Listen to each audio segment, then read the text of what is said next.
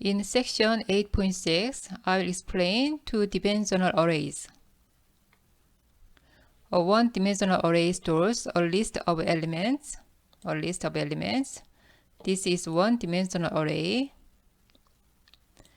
And a two-dimensional array can be thought of as a table of elements with rows and columns. This is an example of two-dimensional arrays. So these are rows and these are columns. So here 1, 2, 3, 4, 5, 6, 7, 8, 9 rows, and there are 6 columns.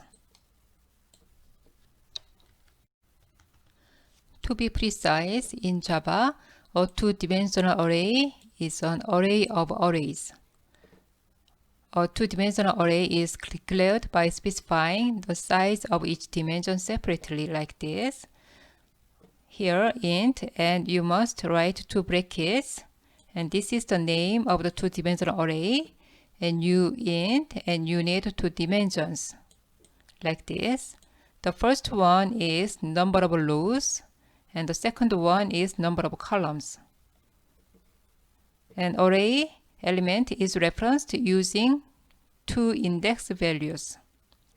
So like this. This means that third row and sixth column.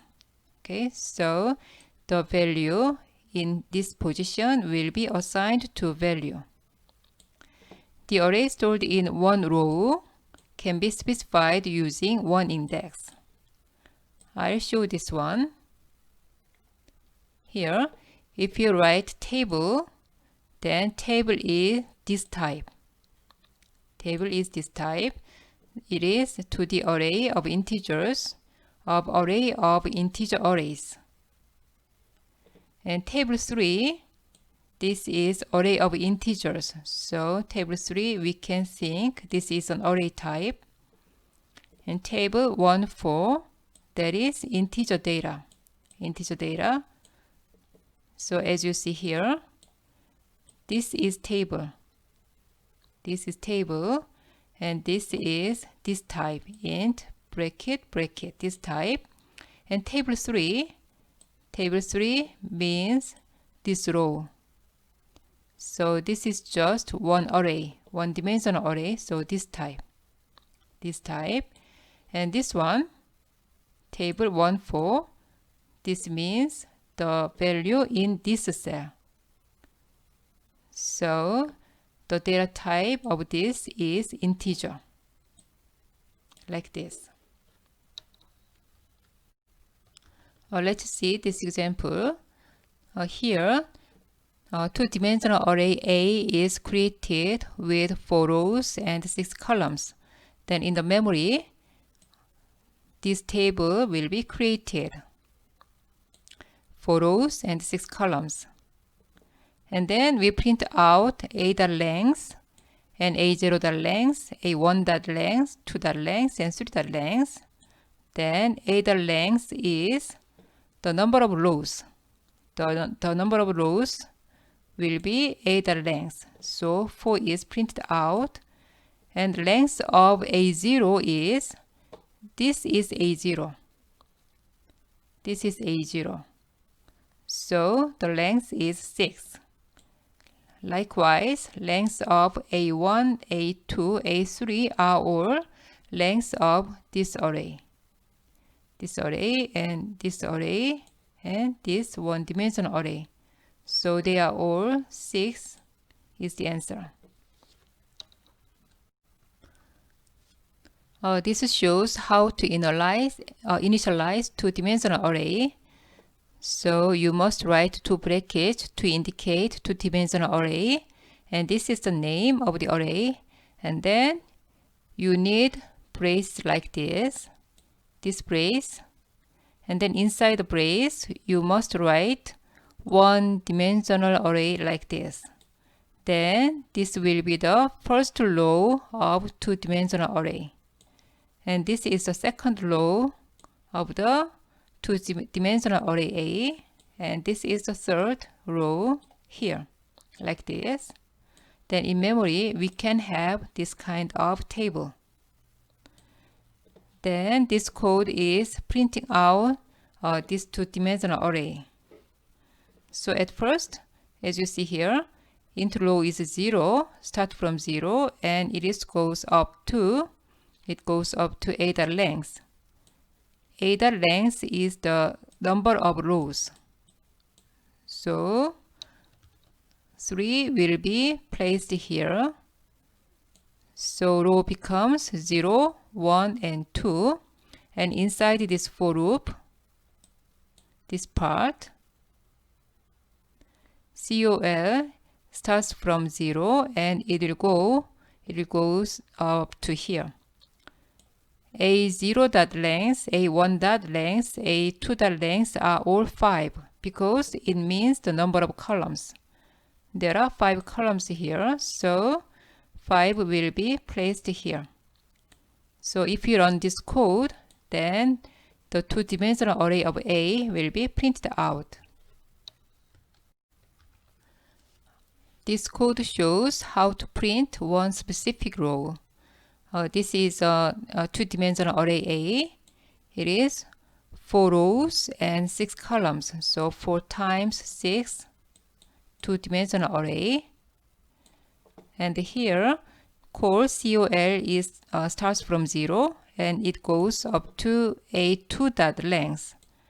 A2 is this. This is A2. And A2 dot length is number of columns. So 6 is here. Okay, so from 0 to 5, this will be printed out. And this is A2, 0, and A2, 1, A2, 2, and so on. So this line will be printed out like this.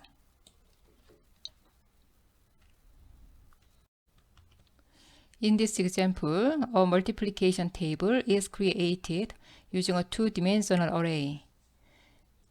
So at first, two-dimensional array, the size 10 by 10 is created like this.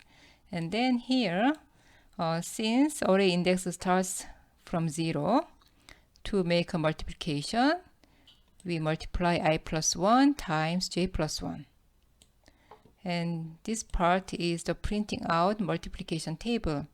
So to print out in formatted way, so I used here printf statement. This example is from the textbook.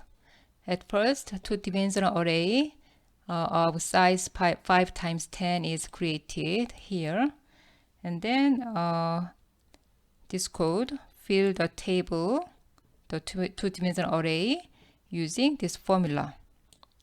And then print out the two-dimensional array. So this is the result. This is pretty simple code, so you can understand easily.